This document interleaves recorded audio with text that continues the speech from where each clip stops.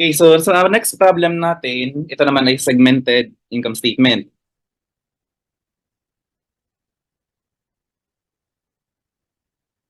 Okay, so isa tong sa mga performance measure na ginagamit no ng isang mga profit segment or profit divisions, okay, or responsibility center classified as profit center. Okay? So, parang contribution margin format lang din ito. Kung saan magsisimula ka sa sales, okay, babawasan mo ng variable cost to determine CM. Okay? And then yung fixed cost mo hahatiin mo sa tatlo. Okay? So yung fixed cost na traceable, tsaka yung fixed cost na common fixed cost. Yung traceable fixed cost sa atin mo pa sa dalawa, dun sa controllable, at tsaka sa uncontrollable. So tatlo fixed cost mo dito. Traceable controllable, traceable uncontrollable, and then the common fixed cost. Okay? So ang una mo dyan ibabawas is yung controllable, no? Minus controllable fixed cost. Okay? You'll get the segment controllable margin. Okay, tapos ma-minus mo yung uncontrollable fixed cost to determine the segment margin. Tapos yung common fixed cost, i-allocate mo siya dito sa segment na to. So minus allocated common fixed cost to determine the operating profit. So kapag i-evaluate mo yung leader, no, yung manager, yung individual na nagpapatakbo sa division, i-base mo yon sa kanyang segment controllable. Pero kapag i-evaluate mo hindi yung manager ng division, hindi isang individual, but the whole division, i-base mo siya sa segment margin. Okay? So, yun yung gagamitin mong figure in measuring the performance nung division or nung manager nung division. So, yun ang silbi ng segmented income statement. Okay? Ayan. While yung operating profit, hindi to valid bilang pagbasehan ng iyong performance. Okay? So, let's determine, no? So, dito sa problem, ang selling price ay 125, ang variable cost ay 25, 35, 12, at saka 15. So, pag tinotal natin yan,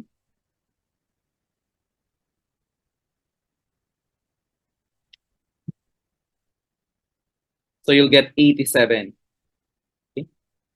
So, ang number of units produced, 8,000. Units sold, 7,500. So, kaya na natin i-determine ang selling price or sales. So, 7,500 units sold, multiply by selling price na 125. Ang sales mo is 937,500. Variable cost, 7,500 times 87. So, 652, 500. So, CM mo, 285. So, the contribution margin of the division, 285. Now, ang sabi sa problem, no? Okay. 80% of the division's total fixed costs are controllable.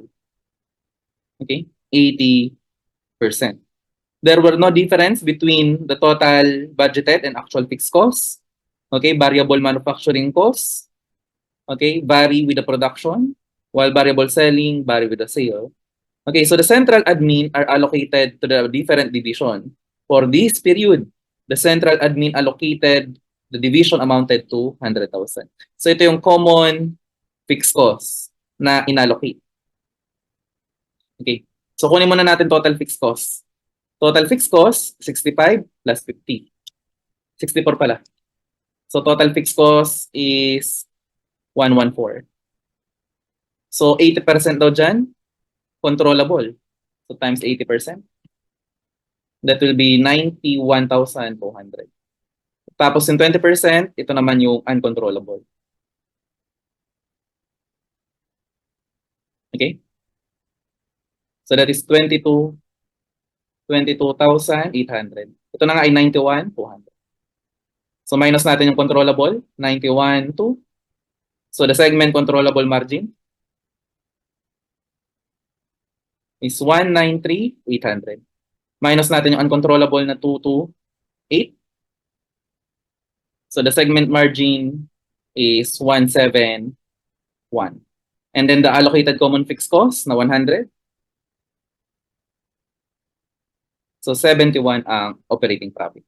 So ang sabi dito, kapag i-evaluate mo daw yung manager, okay, so yung manager, yung individual na namumuno sa division, i-base mo lang daw yung kanyang performance sa something na kaya nang i-control.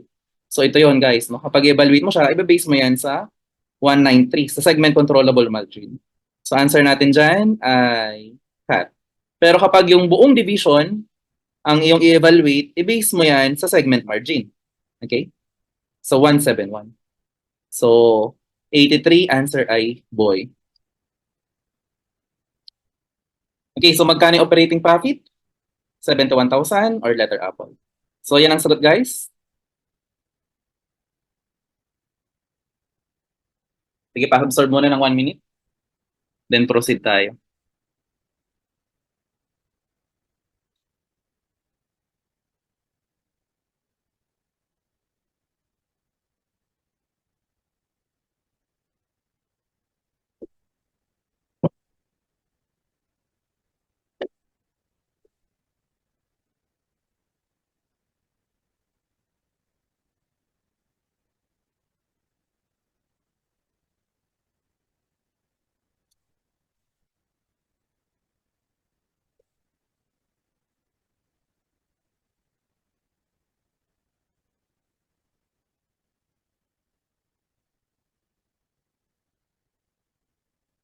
Okay, next.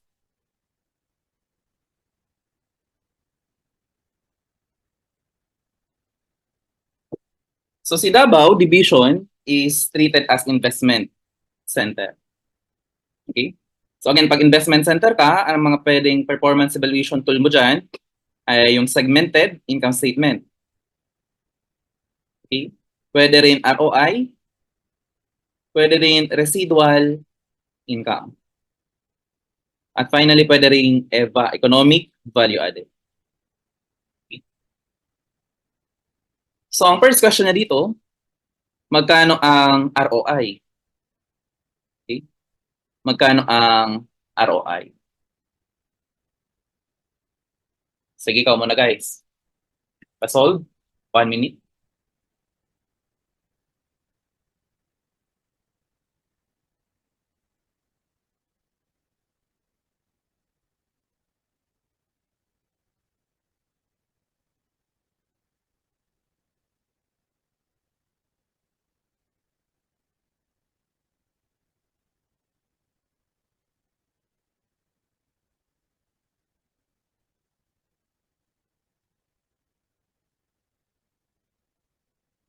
Okay, so kapag magko-compute ka ng ROI, ang formula mo dyan is profit divided by asset. No?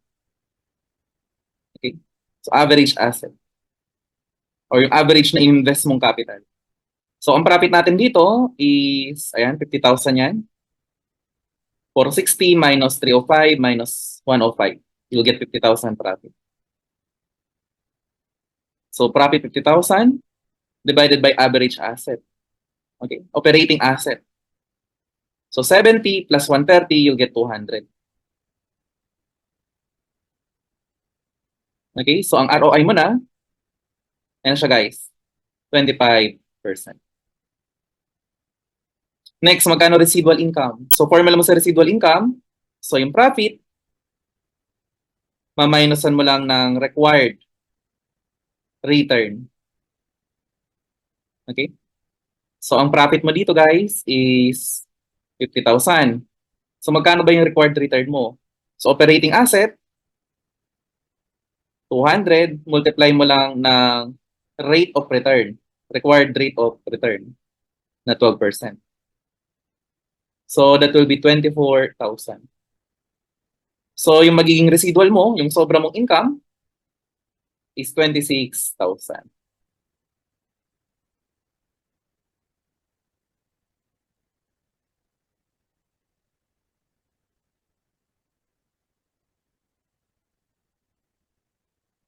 Okay?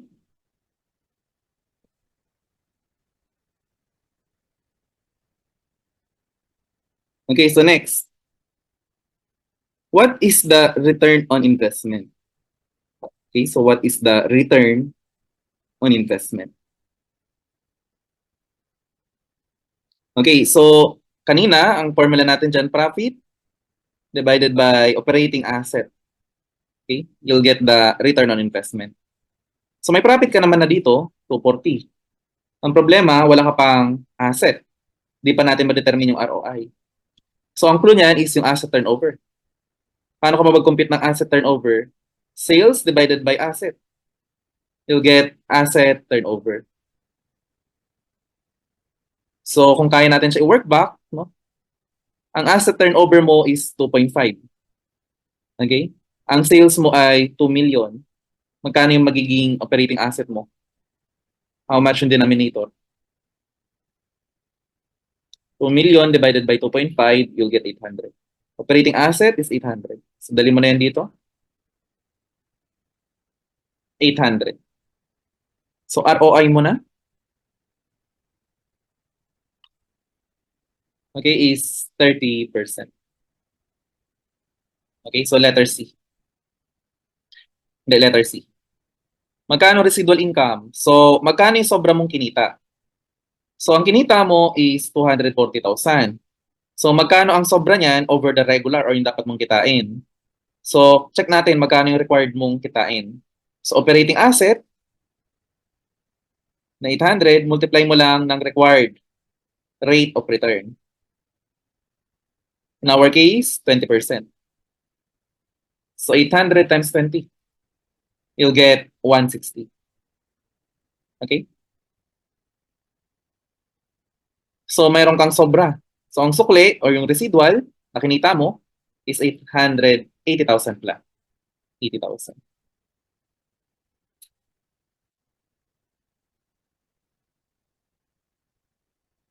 Okay, next. Try naman natin Eva, guys.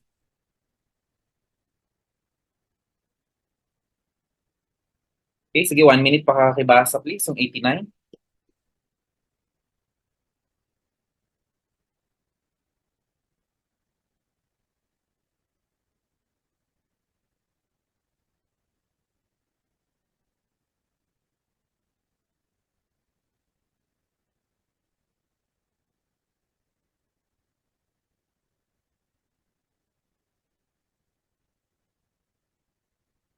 Okay, so ang tanong dito is Eva. Yung formula mo sa Eva, okay, is the same lang sa formula mo sa residual. So kung magkano yung sobra mong kinita. So profit, okay, minus mo lang ng required return. Ang problema dito sa required return, ganun pa rin naman, operating asset pa rin naman ang basis mo, pero hindi na siya required rate of return. Ang gagamitin mo na ay WACC. Okay, sa pag-compute ng required rate of return. Okay? So, ayan. Aside from that, ang pinagkaiba pa niya sa residual is that sa residual, gross of tax. Pero kapag EVA ka guys, dapat yung profit na gagamitin mo, dapat net of tax. Dapat net of tax siya. Okay? So, profit after tax. 90,000. After tax na to guys, no? So, operating asset. Ito yan. Total asset minus current liability. 580.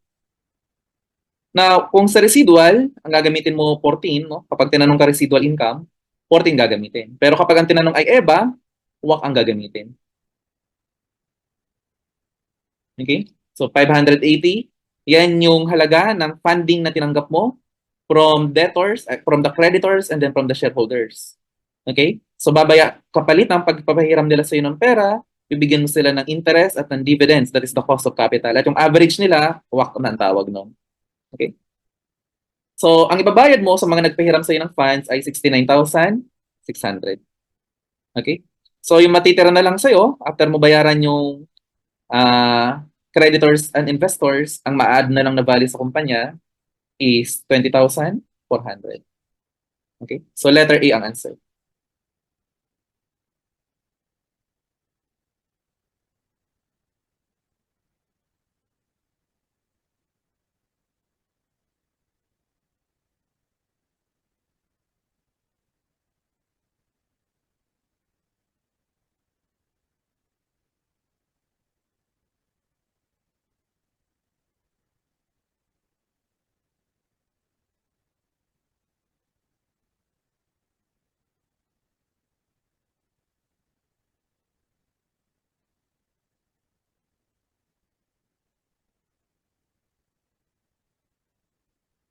Okay.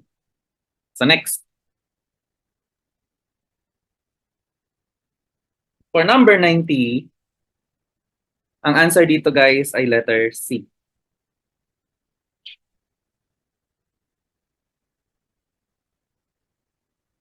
Okay, so yan yung example ng sub-optimization and then goal congruence. So punta tayo ngayon sa transfer pricing. Problem solving for transfer pricing, nasa 91 at 92. Okay, so 1 minute guys to read.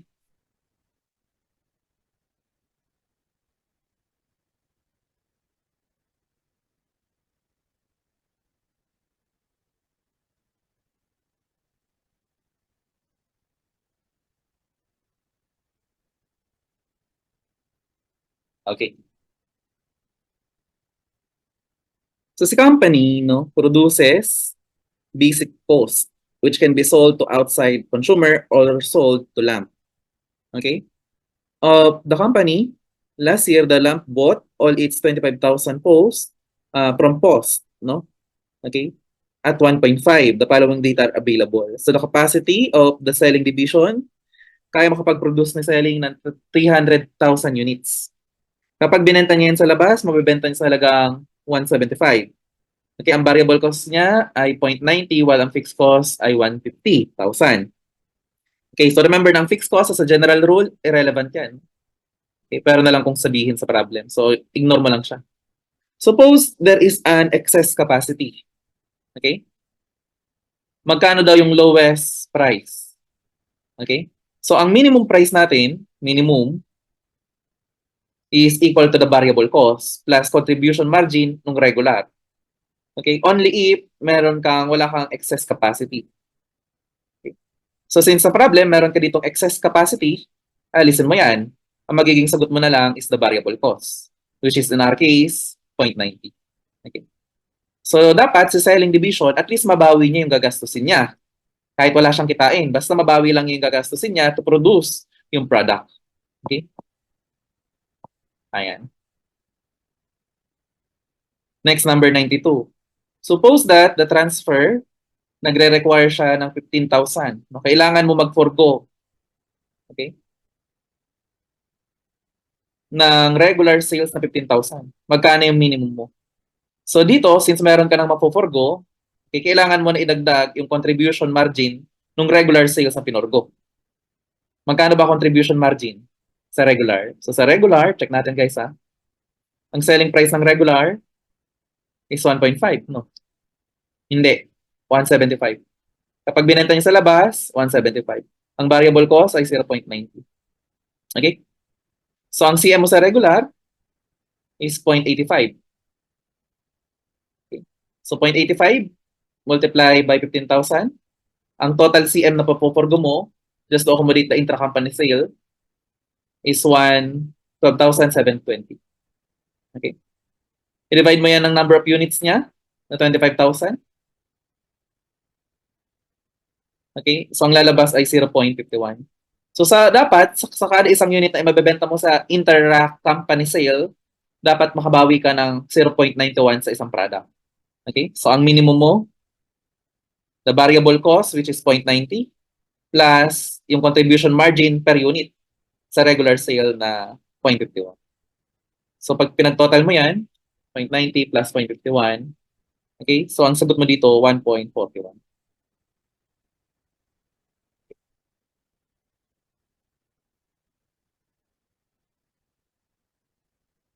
Next.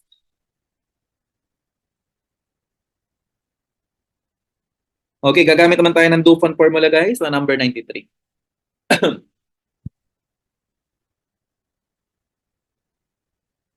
Okay, so 30 seconds to read, try to answer.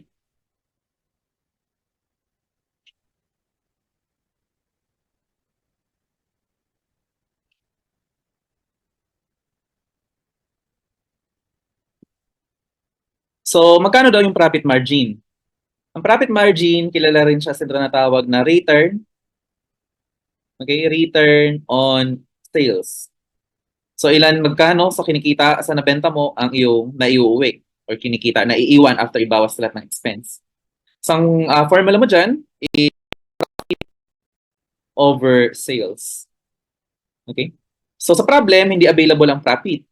Hindi rin available ang sales. So hindi mo mako-compute yung return on sales mo. Just basing it on the problem. So kailangan mo dito gumamit ng DOFON. Okay? So tandaan natin yung acronym natin, ROS, ATO, ROA. Okay? So return on sales times ATO, you'll get return on asset. So profit, ang formula ng ROS, return on sales is profit over sales. Ang formula mo sa asset turnover is sales divided by asset. Okay? Tapos ang formula mo sa ROA, okay, so profit divided by asset.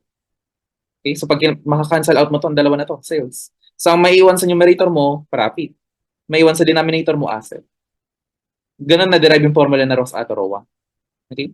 So kung sa problem, ang ROA mo ay 20%, ang iyong ATO ay 5, magkano yung magiging ROS mo? Workback mo lang yan. Anong amount yung pag-multiply mo sa 5, lalabas 20? Okay? So, di ba ang answer ay 4%? Okay, so 0.20 divided by 5, you'll get 0.4.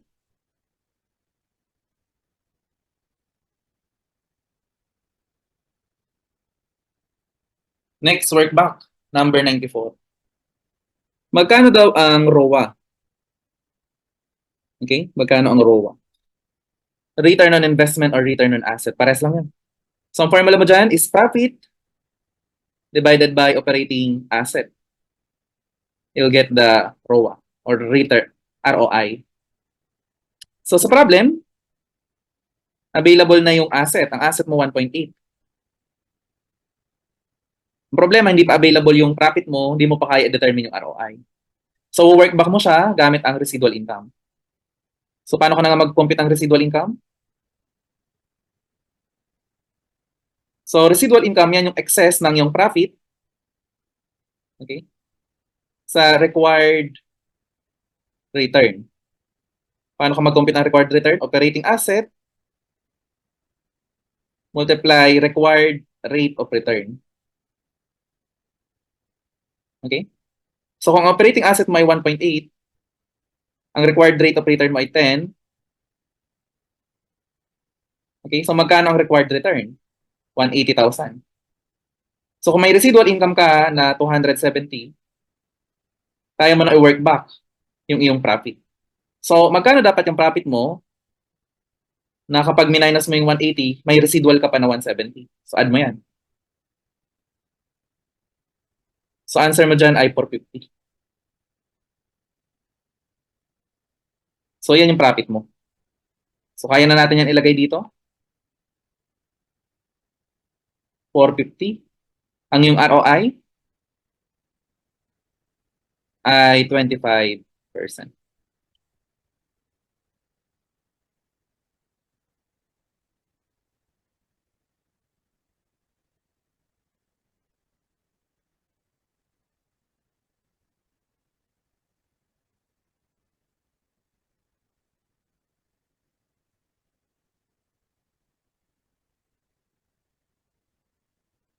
Okay.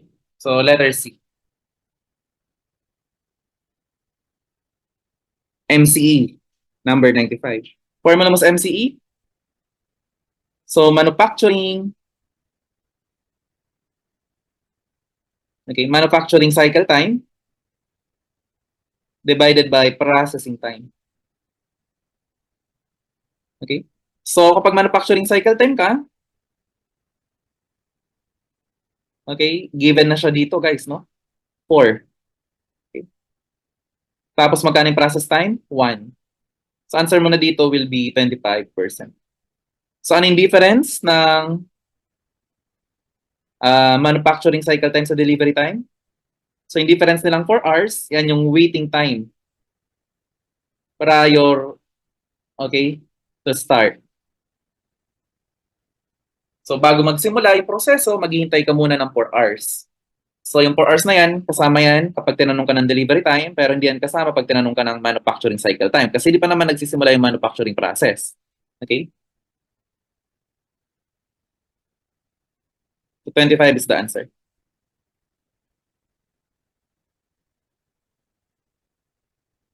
Next, 96. A management decision may be beneficial for a profit center but not for the entire company. Ano daw ang tawag dyan? Ang iniisip mo lang daw ay yung para sa sarili mo, hindi para sa buong kumpanya. Ang tawag dyan ay sub-optimization. Okay? Sub-optimization. Ano daw ang balance scorecard? Okay, answer dyan ay letter C. It can be used by multiple organizational level by redefining categories and measurement.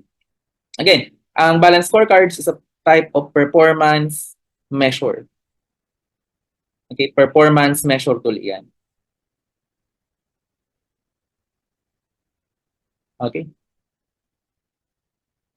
So, number 98. Sino sa mga choices ang covered ng aspect na internal business process sa isang balance scorecard? So, cycle time. Okay. So, yung employee satisfaction, learning and growth yan, aspect. Hindi yan sa internal business process. Yung ROI, financial aspect yan. Okay? Financial aspect. At syempre, customer, customer. No? Customer retention is customer aspect.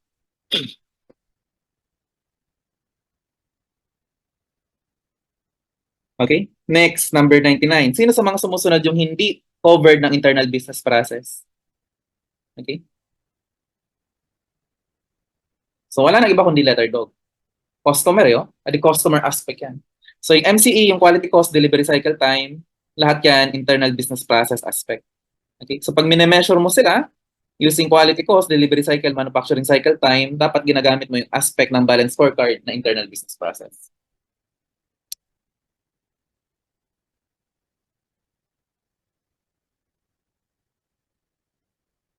Okay? Number 100, answer dyan ay do. Dito pa lang pala. Do, boy, 101 dog, 102 is cat. 103, answer dyan ay opportunity cost. Okay guys, so number 104. So ang tanong nyo dito sa number 104, no, magkano yung prime cost?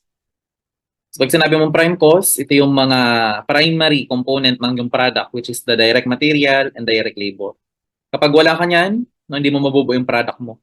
Okay? So the primary component of your product, the prime cost. So kumpitin muna natin yung direct material use. Okay? So beginning raw materials mo is 52. I-add mo lang yung net purchases. So net purchases is purchases, 143,400 plus freight in, adjunct account yan ng purchases. Minus purchase return na 24. So net purchases is 146. 146 plus 52. Ang available for issuance mo sa production, 198. 198 minus 44. So 154. Ito yung direct material use. Plus direct labor. Magkano yung direct labor mo? 175. So total prime cost will be, ayan, 329,000. 329,000. Okay, so letter boy. Now, pag tinanong niya, conversion cost, okay, so ito naman yung kakailanganin mo para ma-convert ang direct material into finished goods. So para yung material mo ma-convert into finished goods, gastos ka ng conversion cost, which includes direct labor at saka factory overhead. Okay? So yung direct labor natin, 175. Ngayon, magkano yung factory overhead na i-record mo? Okay, so again, si company, nakita mo dyan, meron kang predetermined overhead rate. At alam mo na kapag predetermined overhead rate, si company gumagamit ng normal costing na kung saan yung overhead niya, nire-record niya at estimate amount. Okay, so estimate muna yung ilalagay mo. Hindi yung actual, hindi pa yung actual overhead. Hindi 120. Yun ka lang muna yung estimated, yung predetermined overhead. So 80% ng labor. So total labor 175 times 80%, overhead na recorded based sa normal costing 140. So direct labor plus overhead, you'll get the conversion cost na 135. 315. Okay? So next, manufacturing cost. So pag sinabi mo manufacturing cost, ito yung mga product cost mo or mga inventoriable cost. Yung magiging component ng yung CGS. So ang kasama dito is direct material use plus direct labor plus overhead. So nakompute naman na natin kanina yung tatlo, no? Direct material 154, nakuha na natin yan kanina dito. Labor given 175 plus overhead na compute kanina 140. So total manufacturing cost 469. Letter A.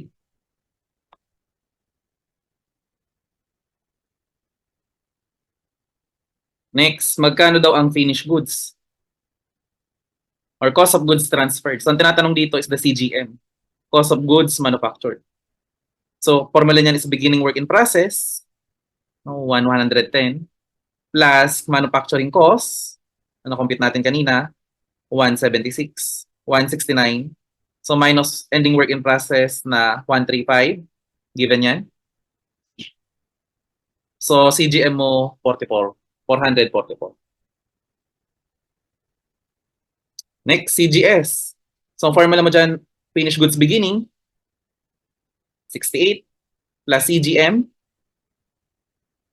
444. So tawag mo na dito is total goods available for sale. Minus ending finished goods. So CGS mo ay 456. Letter C. 456. Next, last na ito. Over or under applied overhead. So overhead applied, na-compute na ito kanina, 140. Less actual overhead 120. So ang overhead mo, over-applied siya ng 20,000. Okay, yun lang guys. Next, high-low tayo. So please read 110.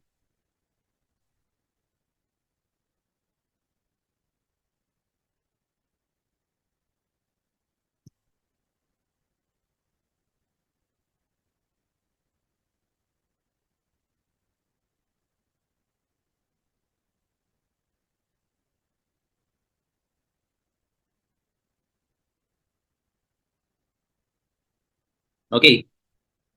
So kapag mag-high-low ka, again, ang high-low ginagamit to for separating yung mixed cost into fixed at saka variable component. At ang una mo dyan kinocompute is si variable component. Okay? Tapos once mo-compute mo siya, at saka mo lang mo-compute si fixed component, yung residual. Okay? So ang formula mo sa variable cost, no?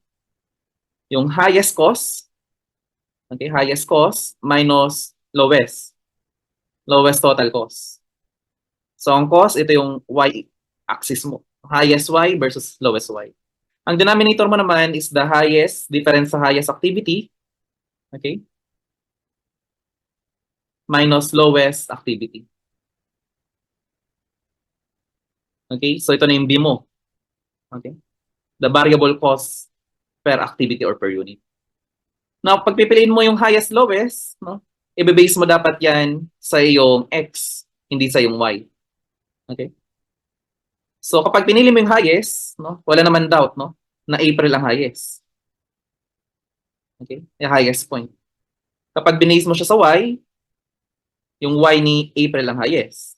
Pag binase mo siya sa X, yung X ni April ang highest. So walang duda. Magkakaroon ng problema kapag pinili mo yung lowest.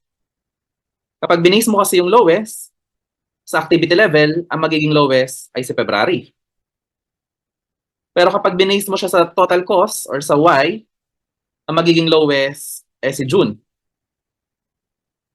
Ngayon, ano yung magiging lowest point mo? April or June?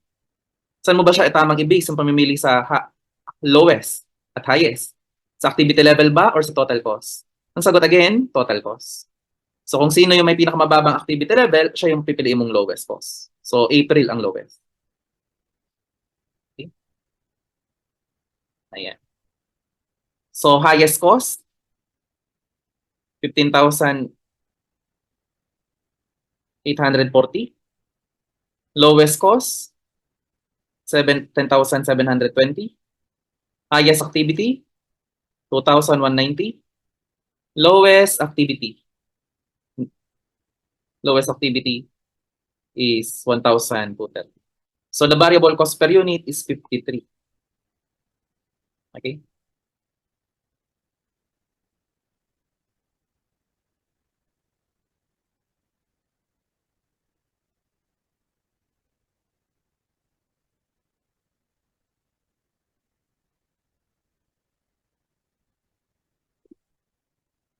Okay. Next, ang tanong sa atin is, magkano ang fixed cost. So, gumamit ka lang ng residual technique.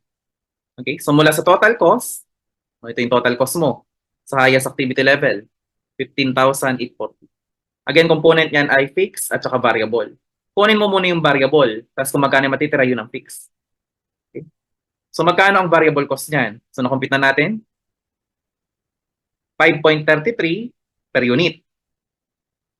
So, multiply by the number of activity levels sa highest activity, 2,190.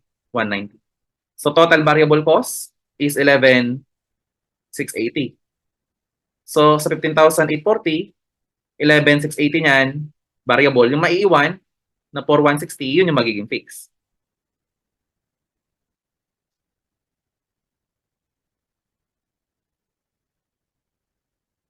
That's one. Kung ang activity level daw ay 1,500, magkano ang magiging total cost? So, huwag mo kalimutan yung cost function natin. Total cost, which is y, is equivalent to A, the fixed cost, plus bx. Okay, so substitute natin. Yung y, yung fixed cost natin ay 4,160.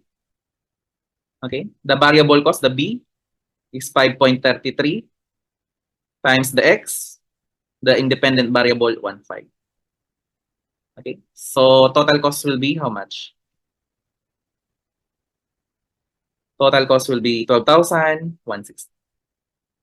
Kaya lang tanong niya, magkano yung per hour? So divide lang natin to ng 1.5.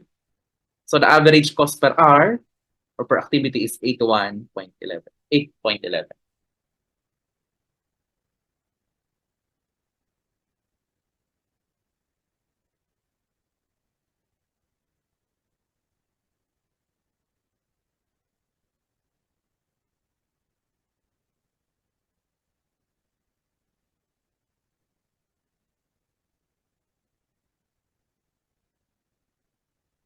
Next, number 113.